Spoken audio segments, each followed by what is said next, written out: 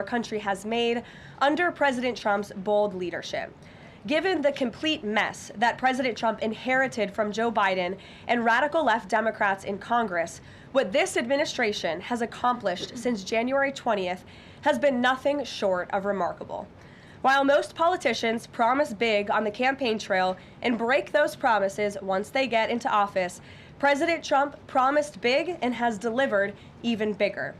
On the economic front, after inheriting the worst inflation crisis in over 4 decades, President Trump's pro-growth policies are making tremendous progress to make America affordable again. Under the painful Biden years, inflation reached a record high 9% and devoured Americans' purchasing power. In President Trump's term thus far, inflation has dropped to an average of just 2.7%, marking critical progress. The Trump administration is working hard every single day to bring down the cost of living through bigger paychecks and lower prices. Real wages are finally on the rise again and on pace to increase to roughly $1,200 for the average American worker this year. To put that into perspective, real wages declined by almost $3,000 under the Biden administration. That means Americans right now are on track already to make up 1/3 of the $3,000 in lost wages under Joe Biden. There's much work to do, but this has already been significant progress. President Trump has also delivered resoundingly on his promise to end Joe Biden's insane war on American energy and make sure our country has reliable and affordable energy produced right here at home. As a result, the nationwide average for regular gas just fell to its lowest level in nearly 5 years. According to data from Gas Buddy released on Monday, average gas prices have now dipped below $3 per gallon in 37 states, below $2.75 per gallon in 22 states, and below $2.50 per gallon in 5 states. Just a few years ago, we saw record high price gas of nearly $5 per gallon. American families faced constant pain at the pump, and those costs caused the price of everything else to go up as well. In fact, the average cost for a gallon of regular gas in the country was the most expensive price during a presidential term in U.S. history under Biden's disastrous leadership, even with them recklessly draining our strategic reserves to try and artificially decrease prices. But thanks to President Trump, those days are long behind us. In the months ahead, Americans can expect prices to fall even further. We know that when gas gets cheaper, everything else gets cheaper too, and that's what this president is focusing on. Americans can also expect another boost to their bank accounts in the months ahead, as 2026 tax refund season is upon us after the holidays, and it's projected to be the largest ever thanks to President Trump's passage of the One Big Beautiful Bill. According to recent analysis from Piper Sandler, when Americans file their taxes early next year, their refunds could be about 1/3 larger than usual, or roughly an extra $1,000 per filer. That is money straight into the pockets of the American people. It's only because of President Trump and Republicans' leadership that Americans will now pay no tax on tips, overtime, and Social Security. President Trump and Republicans believe hardworking Americans deserve to keep more of their hard-earned money, but Democrats, on the other hand, every single one of them, voted against these massive tax cuts. So remember that the next time Democrats try to talk about affordability. Democrats don't have a single clue about how to make America more affordable. They just spent the last 4 years creating the very affordability crisis that President Trump is fixing right now. And if given the chance of power ever again, the Democrats will implement those same policies and jack inflation right back up to where it was. Finally, at the border, President Trump has restored America's sovereignty and made our country safe again. This is the single greatest and fastest national security victory in modern American history, and it's not even close. The latest preliminary numbers released from the month of November show we have the most secure border in our nation's history. This is a remarkable achievement. November encounters came in even lower than the previous historic low in October, if you can believe it. There were only 30,367 total encounters nationwide. That's lower than the previous record set in October. And for the 7th consecutive month, U.S. Border Patrol released 0 illegal aliens into the United States. Let me repeat, 7 months of 0 illegal aliens being released into our country. This is a historic achievement, and it's one that every law-abiding American citizen should be grateful for. At this point, in 10 months under President Trump's unmatched leadership, we've seen less apprehensions overall than we saw in just 1 month under Joe Biden. Again, let me repeat, in 10 months under President Trump, we've seen less apprehensions at the southern border than we saw in 1 month under the previous president. Again, remarkable results. All in all, the economy is back on track and ready to boom over the next 3 years. Biden's inflation crisis is over. Prices are coming down. Wages are rising. The border is fully secure, and America's best days are to come. President Trump has kept his word and delivered for the American people over the past year, and he will not stop fighting, as you heard from him directly this week, until our country and every state in this country is better than ever before. So with that, I will take your questions today. I know there's a lot of news. We'll start with our new media seat. Mr. Bowling, it's great to see you here. He's of Real America's Voice. He's also the host of Edge, his interview and commentary podcast. Please, Eric, why don't you kick us off? Karoline, thank you very much for this and inviting me to the new media seat. As you point out, affordability crisis, it strikes me energy prices have been coming down aggressively since President Trump's second term, approaching $55 a barrel for oil. Gasoline, as you point out, under $3 a barrel nationally, first time in 5 years. By the way, that $55 a barrel oil is about half of the peak under the last 4 years of the last administration, half the price. Wholesale prices come down, yet affordability crisis, a lot of the folks in this room, a lot of legacy media, some people in the front row, seem to want to call this an affordability crisis right now, forgetting the fact that over the last 4 years prior, we hit 9% inflation. Wages, as you point out, were stagnant at best, sometimes had dipped. That's a real affordability crisis there, but they weren't really calling it that then. You point out how President Trump is changing the affordability in America, but how will he ensure that the legacy media doesn't flip the script and change it so that they're using affordability as their word, their idea, versus what the American people who know much better? Yeah, well, it's a great question, Eric, and it's a point of frustration for the president and for myself. I will say that's part of the reason I just kicked off this briefing today, setting the record straight with facts about the economic mess that the president inherited from his predecessor, Joe Biden. And he's focused on digging our country and our economy out of that hole every day. Things are getting better, and they will continue to.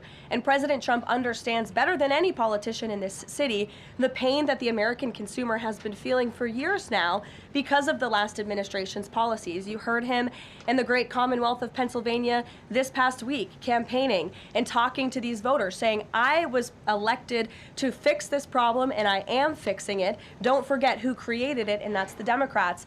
And I think when you hear the president talk about affordability, he's saying the Democrats are the greatest con artists in history because they are now trying to claim ownership of an issue that they created. And every data point and every economic metric does in fact show that the economy is improving. And so I do wish more people would report on those facts.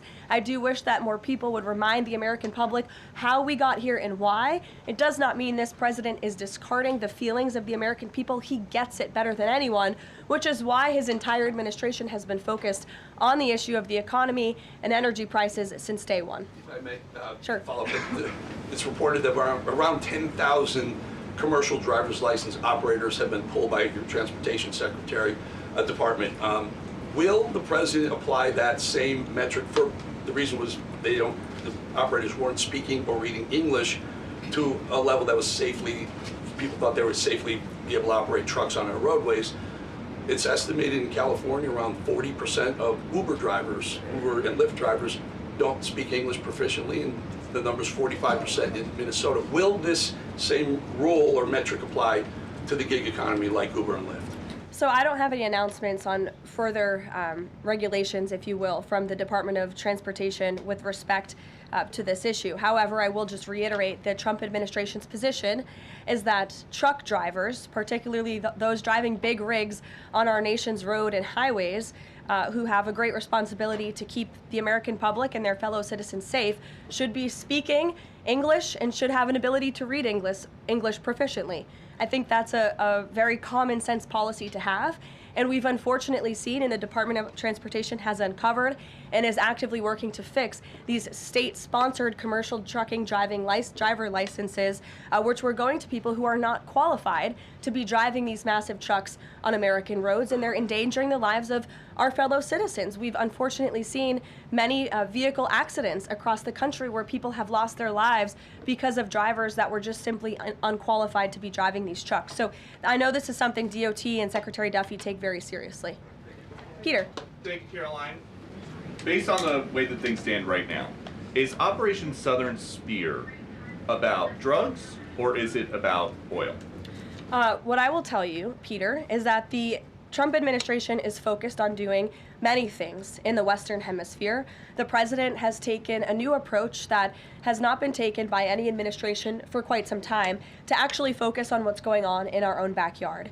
And there are two things that are very important to this administration. Number one, stopping the flow of illegal drugs into the United States of America, which we know has killed hundreds of thousands of Americans. The president promised on the campaign trail that he would demolish the foreign terrorist organizations and drug cartels around the world, especially right here in our own hemisphere, and you have seen that he is delivering on that promise. With respect to the oil and what happened yesterday, the Department of Justice requested and was approved for a warrant to seize a vessel because it's a sanctioned shadow vessel known for carrying black market sanctioned oil to the IRGC, which you know is a sanctioned entity. So the president is committed to stopping the illegal flow of drugs into our country. He's also fully committed to effectuating this administration's sanction policy, and that's what you saw and the world saw take place yesterday. And because you said the president is trying to do a lot of things at once, he talks a lot about how he thinks the way to bring down prices for everything would be to bring down the cost of energy. Would he use this seized Venezuelan oil to try to help Americans with affordability here in the United States? Well, what I can tell you right now, the vessel has been seized, as you know, and the Department of Justice did that in conjunction with the Coast Guard and the Department of War. The vessel is currently undergoing a forfeiture process right now. The United States currently has a full investigative team on the ground on the vessel, and individuals on board the vessel are being interviewed and any relevant evidence is being seized. With respect to the oil, that's a different issue. As you know, Peter, the vessel will go to a U.S. port, and the United States does intend to seize the oil. However, there is a legal process for the seizure of that oil, and that legal process will be followed. And just my last one on this. If President Trump launches a bigger military campaign in the Caribbean, is he jeopardizing a possible Nobel Peace Prize? Look, the president has proven over the past year that he is more than worthy of the Nobel Peace Prize. I think he's been nominated for it nearly 100 times this past year, which is definitely a record. He's solved, I think, 9 conflicts around the world. We are up to now. He's actively working on the Russia-Ukraine war, which is the big one as we speak, and has been over the past year. With respect to any additional action in Venezuela, I'm definitely not going to get ahead of the president or the United States military. Mary. It now seems all but certain that the Obamacare subsidies will expire at the end of the year. It means more than 20 million Americans are now bracing for their health care costs to soar. Is the president prepared to let this happen, or is he going to step in? The president is prepared to take action on health care, and he wants Republicans on the Hill to do the same. As you have seen, Senate Republicans put forth their own legislation earlier this week. As for the subsidies that are set to expire, I would like to remind you and everybody at home why this is on the brink of happening. Democrats wrote Obamacare. They passed it without a single Republican vote, and then they ballooned it with these expensive COVID subsidies that completely distorted the health insurance market. And then they doubled down, extending those subsidies and setting their own expiration date right now in 2025, which the administration is obviously well aware of, and we are working. The president is working with his healthcare policy team here at the White House, as well as Republicans on Capitol Hill, to find a solution. You said he's working to find a solution. He wants to see a solution to lower health care costs. He does. But these subsidies are expiring at the end of the year. So what is the plan, and what is he going to do to put this in place in the next 2-3 weeks? You'll hear more from the president and from the White House on that very soon. As for wanting a solution to lower healthcare costs, I'm glad you said it, because the president is doing just that. He has made unprecedented progress towards lowering healthcare costs in this country and drug prices. He's secured numerous most favored nation drug price deals, with many more to come. As you know, the One Big Beautiful Bill, the working family tax cut, significantly expanded access to health savings accounts for those on Obamacare. Again, a Democrat written program and approved program, which has led to higher healthcare costs in this country. So it goes back to the issue of affordability. Democrats are now pretending they want a solution to this issue, but they created the problem. The president and Republicans are currently coming up with creative solutions and ideas to lower healthcare costs for the American people, and you'll continue to hear more from them on that. Before these subsidies expire? I just said you're going to continue to hear more from the president and Republicans on this issue, I'm sure. Sure, Bloomberg, go ahead. Thanks, Caroline. The president said he was going to be holding a call with the leaders of Thailand and Cambodia. Have those calls taken place? Is there a readout you can share? The president has not yet engaged in those calls, and when he does, I'm sure you'll hear from him directly, as you always do, after foreign leader calls or from somebody here at the White House. I do know, with respect to the conflict in the peace deal in Thailand and Cambodia and some of the conflicts you've seen arise, reports of that in the press over the past couple of days. The president addressed it in Pennsylvania. The administration is obviously tracking this at the highest levels and is very much engaged. I spoke with Secretary Rubio about it this morning. And will senior U.S. officials be meeting Saturday with European and Ukrainian officials to discuss the peace plan? Look, the United States and the Trump administration continues to be very much engaged in trying to bring the Russia-Ukraine war to an end. The president had a call with Europeans yesterday. His special envoy Witkoff and his team continue to talk with both sides literally as we speak. If there is a real chance of signing a peace agreement, if we feel like those meetings are worthy of someone on the United States' time this weekend, then we will send a representative. It's still up in the air whether we believe real peace can be accomplished and we can truly move the ball forward. The president is extremely frustrated with both sides of this war, and he's sick of meetings just for the sake of meeting. He doesn't want any more talk. He wants action. He wants this war to come to an end. And the administration has spent more than 30 hours, just in the past couple of weeks, meeting with the Russians and the Ukrainians and the Europeans and speaking with them as well. So we'll see about the meetings this weekend, and stay tuned. President read President Zelensky's latest proposal that was sent over yesterday. He's aware of it, yes. Ed. Thanks, Caroline. So the Fed chairman, the president says that he's interviewing candidates. So I just want to be clear. So the pick has not been locked in, and could we get an announcement before Christmas? I know every business outlet in the world is just chomping at the bit for a scoop or something on this Fed chair announcement. I'm not going to get ahead of the president. I know there's been a lot of reports about potential meetings this week with potential candidates. Look, as always, this is a decision the president himself is going to make. And I know there's a lot of reporting out there from anonymous sources who claim to know something. I would wait and see what the president himself does and announces, and I certainly won't be the one to get ahead of him on that. On the economy, can I ask you about Michael, go ahead. On the next Fed chair, does the president have an expectation that his pick will lower interest rates next year to his liking? I think the president has been quite clear about what he believes the Fed should be doing, which is lowering interest rates. I know there was a quarter-point reduction this past week, and the president was pleased to see that, but he thinks more should be done. Philip. Thank you, Caroline. On these advanced NVIDIA H200 chips, why is the president willing to allow China to have access to one of America's chief technological advantages? Look, I will tell you just a couple of things. The president put out his own statement on this, which I do think highlights his exact thinking. What you see from the president on Truth Social is most of the time what you hear from the president behind closed doors privately. He told President Xi that NVIDIA will only be shipping H200 products to approved customers in China under conditions that will allow for continued strong national security.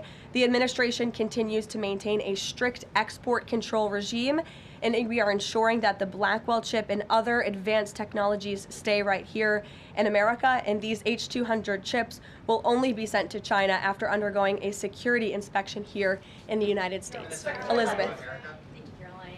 Your City Mayor-elect Zohran Mamdani put out a video recently telling immigrants in New York City they have the right to stand up to ICE. Are you concerned this will inspire New York City residents to resist ICE operations, and what will the Trump administration do if this happens? The Trump administration is definitely concerned about the rise in violence, in attacks, in physical threats that we have seen against our brave men and women who wear the ICE uniform. Again, these are agents who are just simply doing their jobs. They are enforcing our nation's immigration laws, and we've seen more than a 1,000% increase in violent attacks on them and their families. They've been doxxed, they've been harassed, many of them have been physically assaulted and attacked. So we condemn that wholeheartedly. I know the administration has done a lot to protect our ICE agents, and the president stands firmly behind them in conducting these enforcement operations. And there's a lot of talk from Democrat politicians in New York, but the Trump administration will continue to do our jobs in every state, and that's to remove illegal aliens and public safety threats from American communities. Sure. Thank you. I'll go to the gentleman who's very eager, and then to you. Awesome. Thank you so much. Obviously, Jasmine Crockett, who the president has openly criticized, just entered Texas' Senate race. I asked Mike Johnson, who said that Texas largely supports the president. Crockett, on the other hand, says that Trump is an example of extremism. She says that her support is a referendum on Trump. I'm curious to get your thoughts on this. And has Trump made any statements since she's announced her candidacy? Not to my knowledge, as you know, from the White House podium. As a government employee, I'm not privy to comment on future elections, but I do think the president has made his thoughts on Ms. Crockett quite clear, and I do believe he thinks she is wholly unqualified for the office that she is seeking. Joey. Yeah, thanks, Caroline. A federal judge today ordered the immediate release of Kilmar Abrego Garcia from ICE detention. Does the White House have a response to that, and does the administration plan to appeal that decision? Absolutely. The White House, the administration, opposed this activism from a judge who is really acting as a judicial activist, which we've unfortunately seen in many cases across the country. Abrego Garcia is present in our country illegally. He is a proven human trafficker. He is a proven gang member. The administration has evidence of that. And as you saw from the Department of Homeland Security, they issued a statement saying they'll continue to fight this legal battle in court. Caitlin. Two questions. I have one on Venezuela to follow up, but first on affordability, since we were talking about the economy at the beginning. If the economy is as strong as the president has said it is, then why is he telling parents 2 weeks before Christmas that they should only buy 2 or 3 dolls for their children?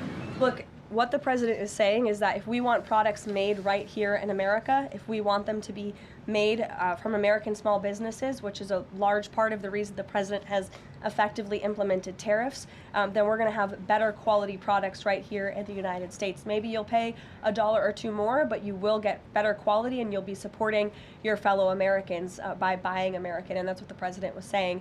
Again, with respect to affordability, every economic metric, Caitlin, and I wish you would report more on it, does in fact show that the economy is getting better and brighter than where it was under the previous administration. I will repeat, inflation as measured by the overall CPI has slowed to an average 2.5% pace. Real wages are increasing, roughly $1,200 for the average worker. Gas prices are down in almost every single state across the country. Again, in 22 states, it's below $275. You look at the tax cuts, those are going to go into effect next year. So the best is yet to come.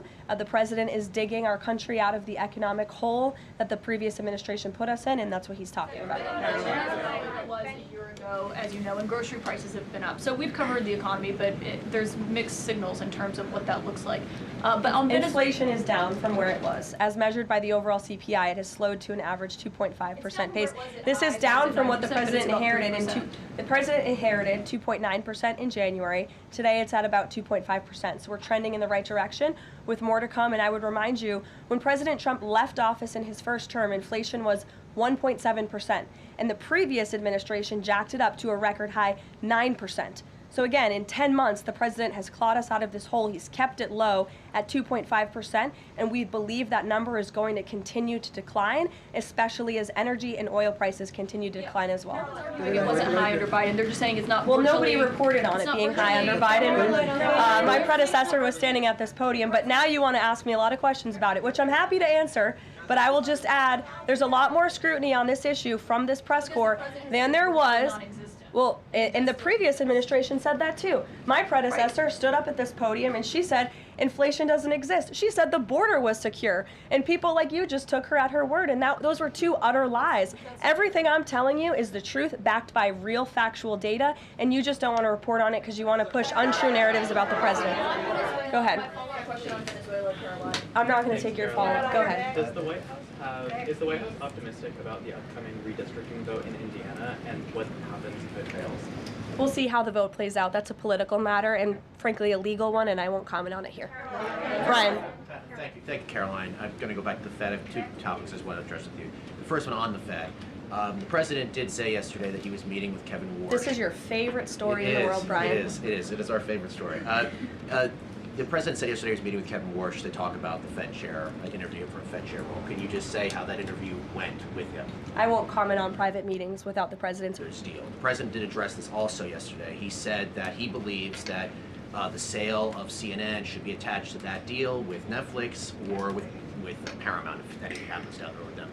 Can you just explain what the president's planning to do going forward to continue to make that case similar to what he made yesterday? Well, I think the president's comments yesterday about the sale of CNN and new leadership is evidenced by my exchange with the CNN reporter in this room. Their viewership has gone down, their ratings has declined, and I think the president rightfully believes that network would benefit from new ownership. With respect to this deal, he has great respect for both companies who are bidding against one another, and I won't weigh in any further than that. In the back, go ahead. Thank you. I wasn't calling on either of you, but I'll take both your questions and then to you. Go ahead. I have two questions. One is South Korea, one on the Japan. First question, the recent U.S.-South Korea trade fact sheet made no mention of agricultural product. Does the United States want to completely open its rice and beef market to South Korea? And second question on Japan. China is using its military power to surround Okinawa, Japan. Is the United States concerned about the military conflict between China and Japan? And what action will the United States take? Okay. To your first question on South Korean beef export to South Korea, I will check with our trade team and we will get you an answer on that. To your second question with respect to Japan and China, the president has a phenomenal relationship with the new Prime Minister of Japan, as you know. He was pleased to meet her when we went to Asia a couple of months ago, and they have spoken a few times since. They continue to be engaged with one another, and Japan is a great ally of the United States, as evidenced by their personal relationship and our continued trade relations with Japan. With respect to China, the president also has a good working relationship with President Xi, which he believes is a good thing for our country, and he believes that the United States should be in a position to have a good working relationship with China while maintaining our very strong alliance with Japan. Go ahead. Yesterday, President Trump was speaking about drug production in Colombia. He said that the president of Colombia better wise up or he's gonna be next.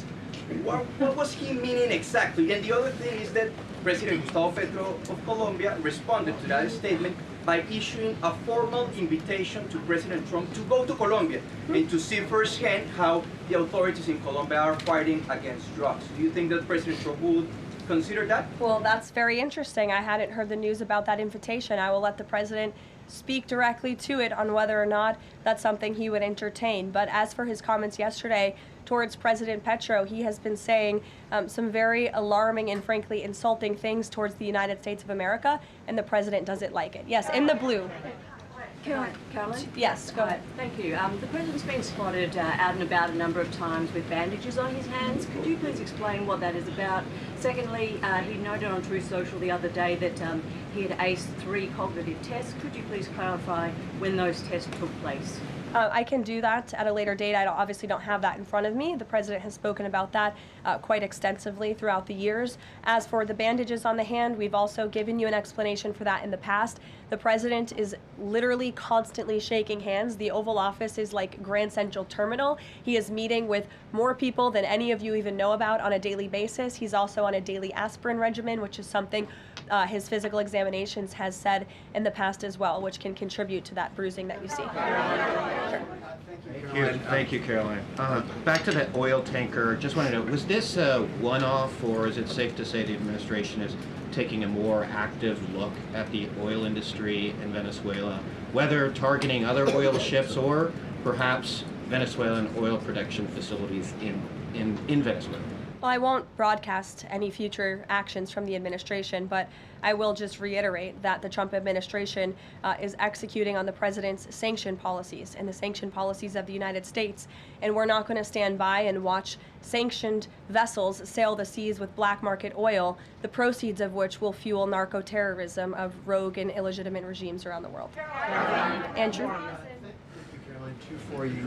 First, when the president announced the farm relief program the other day, Secretary Rollins afterwards, right out there, told us that the program would be paid for by the Commodity Credit Corporation, an existing program. The president keeps saying that it's being paid for by tariff revenue. Why does he keep saying that if the secretary who's running the program says that's not the case? And also about his doll comments from the other night. The president's a billionaire. He's probably the wealthiest person to ever serve as president. Is it a good look for him to be telling parents, oh, you should only buy, 2 or 3 dolls for your kids, when he's one of the wealthiest people in the country running the government? Do you think the people in that room in Pennsylvania who the president was speaking to don't know the president's a billionaire? I think that's a very well-established fact. And actually, I think it's one of the many reasons they reelected him back to this office, because he's a businessman who understands the economy and knows how to fix it. And he's doing it right now just like he did in his first term. Sure, go ahead. To the gentleman behind you. And the president said yesterday that the Board of Peace members are going to be announced early next year. What is the administration doing to move the parties in the region closer toward phase 2 of his peace plan for Gaza? Sure. Well, first of all, I would be remiss if I didn't highlight what a success it is that 10 months into the president's administration, you're asking me about a peace plan in Gaza, because that's a legitimate reality on the ground right now in the region. And it's only because of this president's leadership that that was able to take place, that all the living hostages were returned. All but one body of the deceased hostages has been returned, and we're still, of course, working on the last one. As for this next phase of the peace process, there is a lot of quiet planning that's going on behind the scenes right now for phase 2 of the peace deal. And when the United States is ready to make those announcements public on the Board of Peace, the ISF, and the Palestinian technocratic government, we will be making those announcements at the appropriate time. But the reason that the negotiators and the teams on the ground have been rather quiet about this is because I spoke with them this morning. They are trying to be deliberate and thoughtful about this.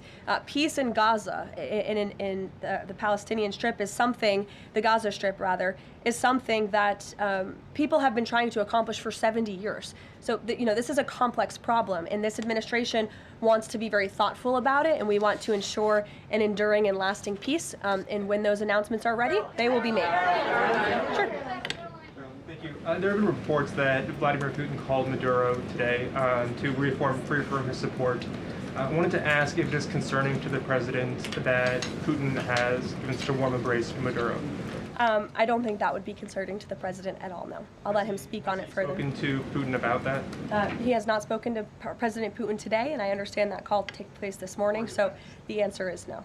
Yes. Thanks. I have a question about the ACA, but just first very quickly clarifying Caitlin's question. You acknowledged that CPI in January when you took office was 3%, and in September, the last month for which we have data, it was also 3%, so inflation... No, it's 2.5%. Not in September, it was 3%. It's 2.5%, the average CPI right now. I have it in front of me. In President Trump's first 8 months in office, inflation as measured by the overall consumer price index has slowed to a 2.5 average pace. This is down from the 2.9% inherited in January. So January is 1 month. So Kelly, in the back. Okay, can I ask you about the ACA really quickly? There are a number of plans that are floating around on the Hill right now having to do with these premium subsidies that are about to expire. Which plan does the White House support?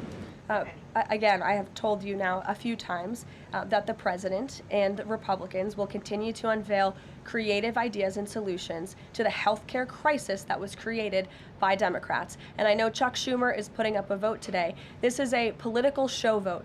Chuck Schumer is not sincerely interested in lowering health care costs for the American people. He's putting this vote on the floor knowing that it will fail so he can have another talking point that he can throw around without any real plan or action. If Chuck Schumer actually wanted to lower health care costs, I'm sure the president would welcome him and his entire Democrat caucus to a legitimate coordination on the president's policies of bringing down drug prices, these most favored nation deals. Why hasn't Chuck Schumer ever come out in support of those? Those are going to legitimately, they already are, lower drug prices for the American people. And not a word from Chuck Schumer on it. So I think that just proves this is completely political. Ellie, go ahead.